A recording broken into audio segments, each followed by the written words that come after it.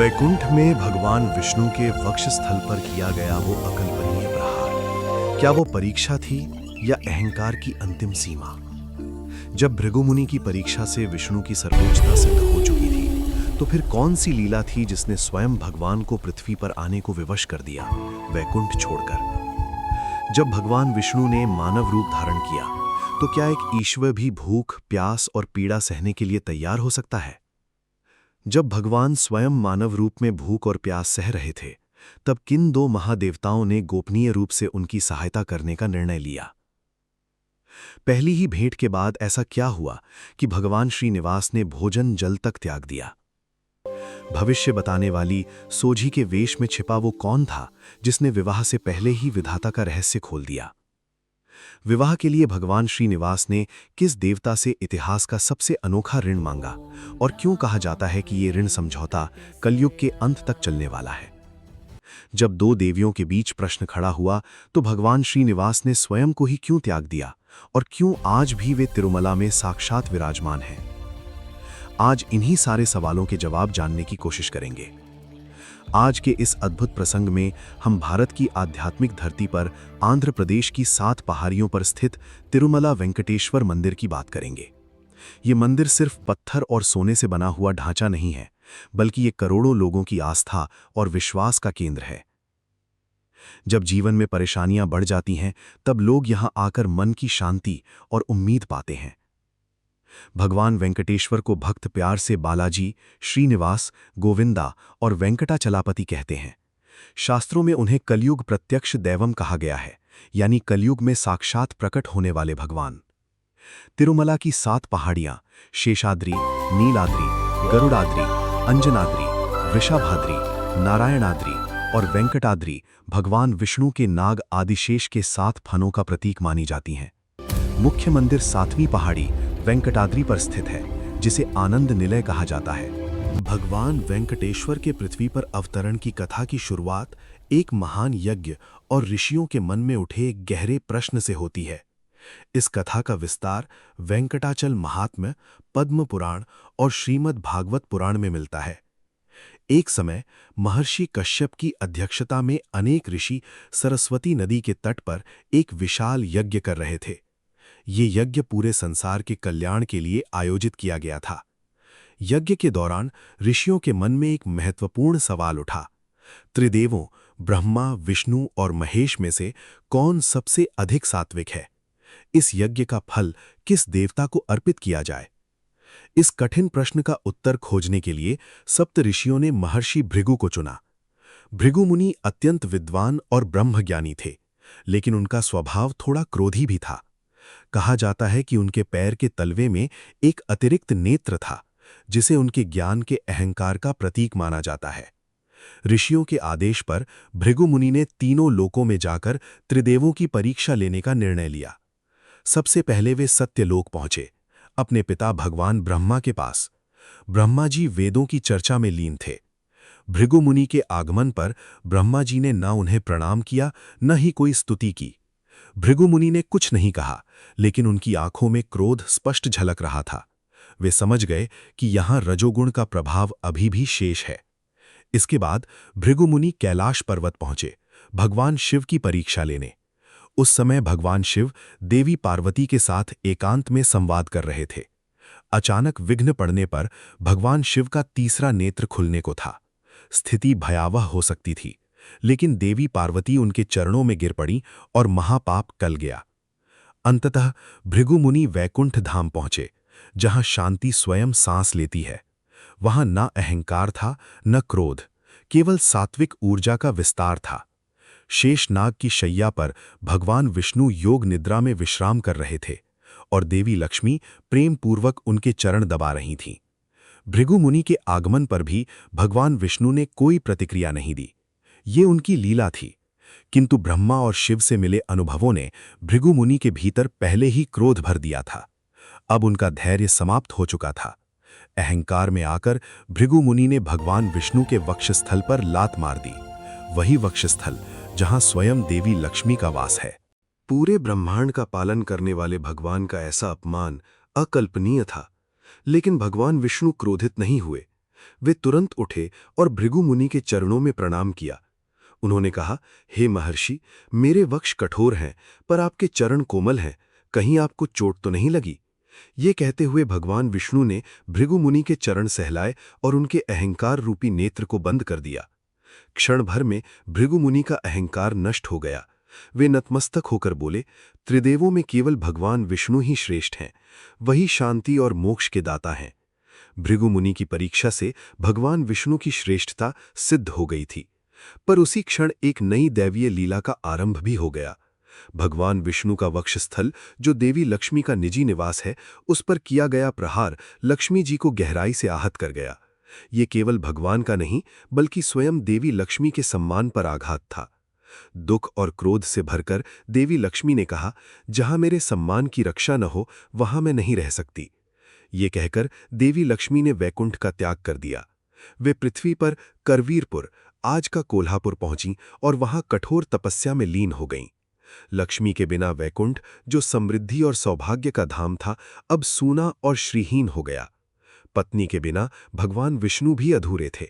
लक्ष्मी के वियोग ने उन्हें अत्यंत व्याकुल कर दिया। अंततः उन्होंने भी वैकुंठ का त्याग किया और मानव रूप में पृथ्वी पर अवतार लिया। देवी लक्ष्मी की खोज में भगवान विष्णु वनों, नदियों और पर्वतों को पार करते हुए शेषाचलम पहुंचे। तिरुमला की पवित्र पहाड़ियों में उन्होंने एक वल्मीक, चींटी की बांबी को अपना आश्रय बनाया और वहां कठोर तप में लीन हो गए, मानव शरीर की पीड़ा सहते हुए। मानव शरीर धारण करने के कारण उन्हें भोजन और जल की आवश्यकता महसूस होने लगी। ये दृश्य देखकर भगवान ब्रह्मा और भगवान शिव का हृदय द्रवित हो उठा। ब्रह्मा और शिव का गो रूप। भगवान ब्रह्मा ने एक सुंदर गाय का रूप धारण किया और भगवान शिव उसके बछड़े का। सूर्यदेव उस सुंदर गाय और बछड़े को लेकर उस समय के चोल देश के राजा के पास पहुंचे, जिनका राज्य वेंकटाचल क्षेत्र तक फैला हुआ था। राजा ने उस अद्भुत और सुंदर गाय को देखा और उसे अपनी रानी के लिए खरीद लिया।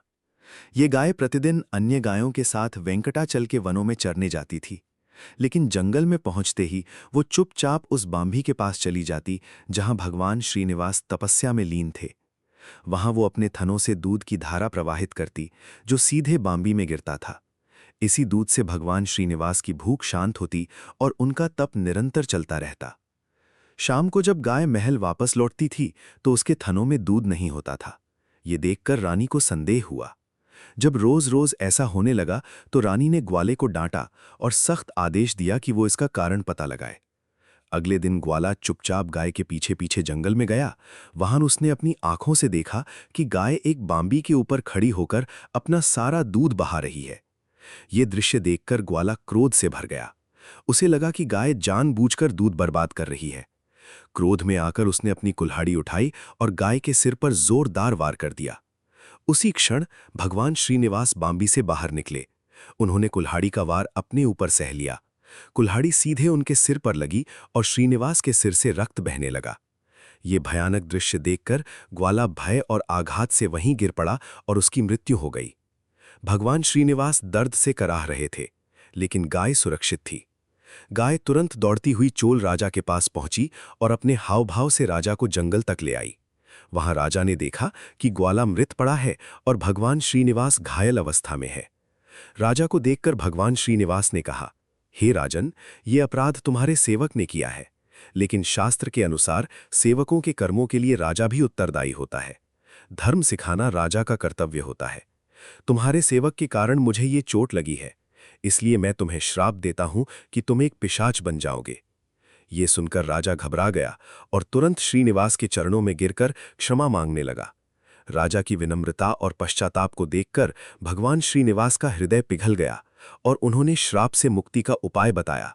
भविष्य में जब मैं आकाश राजा की पुत्री से विवाह करूंगा, तब तुम मुझे एक स्वर्ण मुकुट भेंट करोगे।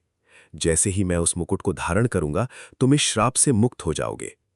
श्राप देने के बाद घायल भगवान श्रीनिवास वन में औषधियों की खोज में भटकने लगे। इसी पीड़ा भरे समय में उनकी भेंट वराह स्वामी यानी भगवान विष्णु के वराह अवतार से हुई, जो सतयुग से इन पहाड़ियों पर निवास कर रहे थे।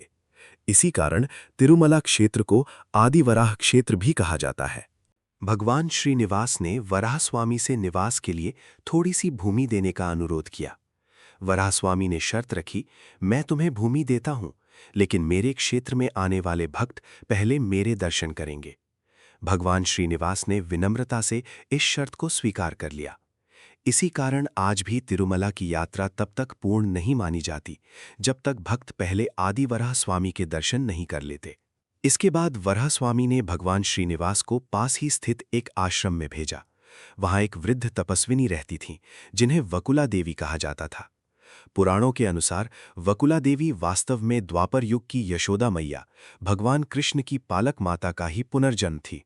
द्वापर युग में यशोदा मैया ने पूरे प्रेम और वात्सल्य से कृष्ण का पालन पोषण किया था, लेकिन वे कृष्ण के विवाह उत्सव देखने का सौभाग्य प्राप्त नहीं कर सकी थीं। तब भगवान कृष्ण ने उन्हें वचन दिया था कि कलयुग में उनकी ये इच्छा अवश्य पूरी करेंगे। जब वकुला देवी ने घायल श्रीनिवास को देखा तो उनका हृदय मां के वात्सल्य से भर गया। वकुला देवी ने श्रीनिवास की चोटों का उपचार किया और श्रीनिवास ने उन्हें अम्मा अर्थात मां कहकर पुकारा। वकुला देवी ने भी उन्हें अपने पुत्र के रूप में स्वीकार कर लिया और प्रेम पूर्वक उनका नाम श्रीनिवास रखा। इसके बाद भगवान श्रीनिवास उनके आश्रम में एक आज्ञाकारी पुत्र की तरह रहने लगे और वकुला देवी एक सच्ची मां की भांति उनकी हर छोटी बड़ी आवश्यकता का ध्यान रखने लगी। कथा का अगला अध्याय देवी पद्मावती के जन्म से शुरू होता है। पद्मावती को देवी लक्ष्मी का अवतार माना जाता है। उस समय तोंडमंडलम क्षेत्र पर चंद्रवंश के राजा आकाश राजा का शासन था। वे एक धर्मनिष्ठ और न्यायप्रिय राजा थे, लेकिन उन्हें संतान सुख प्राप्त नहीं था। कुलगुरु की सलाह पर राजा ने संतान प्राप्ति के लिए पुत्र कामेष्ठी यज्ञ करने का निश्चय किया। यज्ञ की भूमि को पवित्र करने के लिए जब राजा स्वयं सोने के हल से खेत जोत रहे थे, तभी हल की नोक किसी कठोर वस्तु से टकराई। वहां उन्हें एक अद्भुत दृश्य दिखाई दिया। भूमि से 1000 पंखुड़ियों वाला विशाल स्वर्ण कमल खिला हुआ था और उसके बीच में एक दिव्य कन्या लेटी हुई थी। उसी समय आकाशवाणी हुई कि राजा इस कन्या को अपनी पुत्री के रूप में स्वीकार करें। क्योंकि कन्या का जन्म कमल पद्म से हुआ था, इसलिए राजा ने उसका नाम पद्मावती रखा। समय के साथ पद्मावती बड़ी हुई और उनके सौंदर्य और गुणों की चर्चा चारों दिशाओं में होने लगी। एक दिन भगवान श्रीनिवास वन में आखेट के लिए निकले। एक जंगली हाथी का पीछा करते हुए वे नारायण वन के पास स्थित एक सुंदर उद्यान में पहुंचे। वहां राजकुमारी पद्मावती अपनी सखियों के साथ खेल रही थीं। हाथी ने अचानक वहां उत्पात मचा दिया, जिससे सभी सखियां भयभीत हो गईं। तभी श्रीनिवास ने आगे बढ़कर हाथी को नियंत्रित कर लिया। इसी हलचल के बीच श्रीनिवास और पद्मावती की दृष्टि पहली बार एक दूसरे से मिली। ये कोई साधारण मिलन नहीं था, बल्कि भगवान विष्णु और देवी लक्ष्मी का पुनर्मिलन था। दोनों के मन में एक दूसरे के लिए तुरंत आकर्षण और प्रेम जाग उठा, लेकिन सामाजिक मर्यादाओं के कारण वे कुछ कहे बिना अपने अपने स्थान लौट गए। आश्रम लौटने के बाद भगवान श्रीनिवास लगातार पद्मावती के विचारों में डूबे रहने लगे। उन्होंने भोजन पानी तक त्याग दिया। जब वकुला देवी ने अपने पुत्र की ये अवस्था देखी तो वे चिंतित हो गईं और कारण पूछा। तब श्रीनिवास ने उन्हें आकाश राजा की पुत्री पद्मावती से अपने प्रेम के बारे में बताया और मां से अनुरोध किया कि वे राजा के पास जाकर विवाह का प्रस्ताव रखें। वकुला देवी एक साधारण सन्यासी की मां थीं। ऐसे में एक राजा के पास रिश्ता लेकर जाना उन्हें उचित नहीं लग रहा था, लेकिन पुत्र के प्रेम और उसकी व्यथा को देखकर वे विवश हो गईं और नारायण वन के राजमहल की ओर चल पड़ीं। इधर श्रीनिवास को ये चिंता सताने लगी कि कहीं राजा उनका प्रस्ताव अस्वीकार न कर दें। इसी कारण उन्होंने स्वयं एक भविष्यवक्ता, जिसे स्थानीय भाषा में सोझी या कुराठी कहा जाता है, का वेश धारण किया। वे एक स्त्री के रूप में हाथ में छड़ी और भविष्य बताने वाली टोकरी लेकर रानी धरणी देवी, पद्मावती की माता के पास पहुंचे। सोझी के वेश में श्रीनिवास ने रानी से कहा, हे महारानी, आपकी पुत्री पद्मावती स्वयं नारायण की अर्धांगिनी लक्ष्मी का अवतार है। उसका विवाह एक वनवासी युवक से होगा जो साक्षात भगवान विष्णु है। इस प्रस्ताव को अस्वीकार मत कीजिए। जब कुछ समय बाद वकुला देवी आधिकारिक विवाह प्रस्ताव लेकर महल पहुंची, तब तक रानी इस दैवी संकेत को समझ चुकी थीं। साथ ही बृहस्पति ने भी राजा आकाश को बताया कि ये विवाह विधाता द्वारा पहले से तय किया गया है। ये सुनकर आकाश राजा अत्यंत प्रसन्न हुए और उन्होंने अपनी पुत्री पद्मावती का विवाह श्रीनिवास से करने की सहमति दे दी।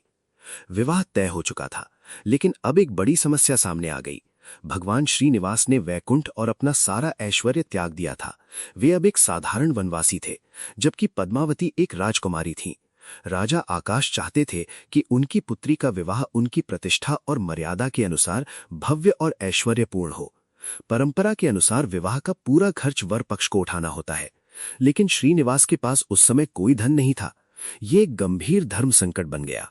इस समस्या का समाधान निकालने के लिए भगवान श्रीनिवास ने देवताओं के कोषाध्यक्ष कुबेर का स्मरण किया। कुबेर तुरंत प्रकट हुए। भगवान श्रीनिवास ने कुबेर से अपने विवाह के लिए स्वर्ण मुद्राओं का ऋण मांगा। कुबेर ने ऋण देना स्वीकार तो कर लिया, लेकिन एक शर्त रखी। यह ऋण लिखित वचन पत्र यानी प्रॉमिसरी नोट या ब्रह्मपत्र के रूप में होगा। कुबेर ने भगवान श्रीनिवास को 14 लाख राम मुद्रा स्वर्ण सिक्कों, कुछ कथाओं में 1 करोड़ 14 लाख का उल्लेख मिलता है, लेकिन पारंपरिक रूप में 14 लाख ही प्रमुख है, का ऋण दिया। यह तय हुआ कि भगवान श्रीनिवास कलयुग के अंत तक केवल इस ऋण का ब्याज चुकाएंगे। भगवान श्रीनिवास ने कुबेर को वचन दिया कि कलयुग में जो भी भक्त उनके दर्शन के लिए आएंगे और श्रद्धा से दान करेंगे, वही धन इस ऋण के ब्याज को चुकाने में उपयोग किया जाएगा। इसी कारण आज भी भक्त तिरुमला मंदिर की हुंडी यानी दान पेटी में अपार धन, सोना और आभूषण अर्पित करते हैं। कुबेर से प्राप्त धन से विवाह की तैयारियां अत्यंत भव्य तरीके से की गईं। भगवान श्रीनिवास और पद्मावती का विवाह नारायण वन में संपन्न हुआ। इस दिव्य विवाह में तीनों लोकों से देवता, ऋषि, गंधर्व और किन्नर उपस्थित थे। विवाह का भोज इतना विशाल था कि स्वयं अग्निदेव ने रसोइये की भूमिका निभाई और भोजन तैयार किया। चोल राजा, जो अब अपने श्राप से मुक्त होने की प्रतीक्षा कर रहा था, और आकाश राजा ने मिलकर श्रीनिवास को एक अत्यंत बहुमूल्य स्वर्ण मुकुट भेंट किया। जैसे ही श्रीनिवास ने वो मुकुट धारण किया, उन्हें अपना दिव्य स्वरूप और पूर्व जन्म की स्मृतियां लौट आईं, और उसी क्षण चोल राजा श्राप से मुक्त हो गया।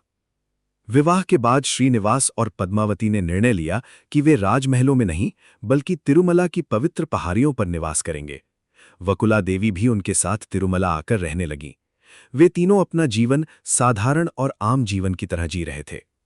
लगभग 6 महीने बाद महर्षि नारद कोल्हापुर पहुंचे, जहां महालक्ष्मी अब भी तपस्या कर रही थीं। नारद जी ने लीला के अंतर्गत लक्ष्मी जी से कहा, माता, आप यहां तपस्या कर रही हैं और उधर आपके स्वामी ने पद्मावती नामक राजकुमारी से विवाह कर लिया है। ये सुनते ही लक्ष्मी जी का क्रोध फिर जाग उठा। वे तुरंत तिरुमला पहुंची और वहां उनका सामना श्रीनिवास और पद्मावती से हुआ। लक्ष्मी जी ने कहा, मैं आपकी नित्य संगिनी हूं, मेरे रहते आपने दूसरा विवाह कैसे किया? पद्मावती का उत्तर था, मैं वेदवती का अवतार हूं। त्रेता युग में भगवान राम ने मुझसे इस युग में विवाह का वचन दिया था। दोनों देवियों के बीच इस संवाद और तनाव को देखकर भगवान श्रीनिवास अत्यंत व्याकुल हो गए। भक्तवत्सल भगवान जानते थे कि कलयुग का मानव दुखों से घिरा रहेगा और उसे एक ऐसे ईश्वर की आवश्यकता होगी जो सदैव स्थिर, सुलभ और उपस्थित रहे। भगवान श्रीनिवास ने शिला यानी पाषाण मूर्ति का रूप धारण कर लिया। भगवान को इस रूप में देखकर लक्ष्मी और पद्मावती दोनों का क्रोध तुरंत शांत हो गया और वे शोक से भर गईं। उन्हें समझ आ गया कि ये भगवान की ही लीला है, ताकि वे पृथ्वी पर सदैव के लिए स्थापित हो सकें। दोनों देवियों ने भी अपने पति के साथ सदा रहने का निर्णय लिया। देवी लक्ष्मी यानी श्रीदेवी भगवान के वक्ष स्थल के बाईं ओर विराजमान हो गईं। देवी पद्मावती यानी भूदेवी भगवान के वक्ष स्थल के दाईं ओर विराजमान हो गईं। आज भी तिरुमला मंदिर के गर्भगृह में स्थित मुख्य मूर्ति के वक्ष स्थल पर दोनों देवियों की स्वर्ण प्रतिकृतियां विराजमान हैं, जिन्हें भक्त दर्शन के समय स्पष्ट रूप से देख सकते हैं। मित्रों, इस तरह समाप्त होती है ये विलक्षण पौराणिक कथा। जय श्रीनिवास, जय वेंकटेश्वर, जय बालाजी। अगर आपको ये कहानी अच्छी लगी हो तो बताइए। ऐसी ही और पौराणिक कथाओं के लिए पूछते रहिए। धन्यवाद।